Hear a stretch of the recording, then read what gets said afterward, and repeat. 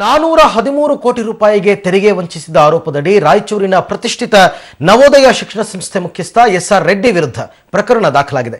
ತೆಲಂಗಾಣದ ನಾರಾಯಣಪೇಟೆ ಶಾಸಕರು ಆಗಿರುವ ರೆಡ್ಡಿ ಮೇಲೆ ಧಾರವಾಡ ವಲಯ ಆದಾಯ ತೆರಿಗೆ ಇಲಾಖೆ ಅಧಿಕಾರಿಗಳು ಪ್ರಕರಣ ದಾಖಲಿಸಿಕೊಂಡಿದ್ದಾರೆ. 2008 ರಿಂದ 2016 ರವರೆಗೆ ನವೋದಯ ಮೆಡಿಕಲ್ ಕಾಲೇಜಿಗೆ ವಿದ್ಯಾರ್ಥಿಗಳಿಂದ ತೆಗೆದುಕೊಂಡ 413 ಕೋಟಿ ರೂಪಾಯಿ ಡೊನೇಷನ್ಗೆ ತೆರಿಗೆ ಪಾವತಿ ಮಾಡಿಲ್ಲ. 2015ರಲ್ಲಿ ಆದಾಯ ತೆರಿಗೆ ಇಲಾಖೆ ಅಧಿಕಾರಿಗಳು ದಾಳಿ ನಡೆಸಿದಾಗ ಎಸ್.ಆರ್. ರೆಡ್ಡಿ ಕಚೇರಿಯಲ್ಲಿ 19 ಕೋಟಿ ಹಣ ಸಿಕ್ಕಿತ್ತು. ಸಿಎ ಮೂಲಕ ಅದು ಡೊನೇಷನ್ ಹಣ ಅಂತ ರೆಡ್ಡಿ ಇಲಾಖೆಗೆ ಉತ್ತರ ನೀಡಿದ್ರು. ಇಲಾಖೆ 2008 ರಿಂದ ಪರಿಶೀಲಿಸಿದಾಗ 413 ಕೋಟಿ ರೂಪಾಯಿ ತೆರಿಗೆ ವಂಚನೆ ಮಾಡಿರೋದು ಬೆಳಕಿಗೆ ಬಂದಿದೆ.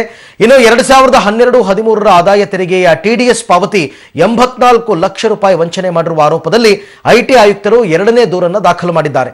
ದೂರಿನ ಮೇರೆಗೆ ಎಸ್.ಆರ್. ರೆಡ್ಡಿ ಹಾಗೂ ನವೋದಯ ಶಿಕ್ಷಣ ಸಂಸ್ಥೆಗೆ ನೋಟಿಸ್ ಅನ್ನು ಕೂಡ ಜಾರಿ ಮಾಡಲಾಗಿದೆ.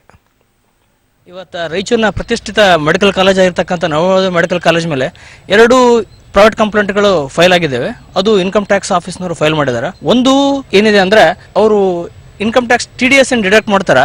ಅದನ್ನ ಕಾನೂನು ಪ್ರಕಾರ 7 ದಿನದೊಳಗೆ ಅವರು ಇನ್ಕಮ್ ಟ್ಯಾಕ್ಸ್ ನಲ್ಲಿ ಡಿಪಾಸಿಟ್ ಮಾಡಬೇಕು. ಅದನ್ನ 2012 ಮತ್ತು 2013 ಇಸ್ವಿಗೆ ಸಂಬಂಧಪಟ್ಟದ್ದು ಇವತ್ತಿನವರೆಗೂ ಡಿಪಾಸಿಟ್ ಮಾಡಿಲ್ಲ ಅನ್ನೋದ ಕಾರಣಕ್ಕೆ ಆ 84 ಲಕ್ಷ ರೂಪಾಯಿ ಮೇಲೆ ಅವರು ಇನ್ ಟೈಮ್ ಡಿಪಾಸಿಟ್ ಮಾಡ್ಲಿಕ್ಕೆ ಅವ್ರ ಮೇಲೆ ಕ್ರಿಮಿನಲ್ ಪ್ರಾಸಿಕ್ಯೂಷನ್ ಲಾಂಚ್ ಮಾಡಿದ್ದಾರೆ.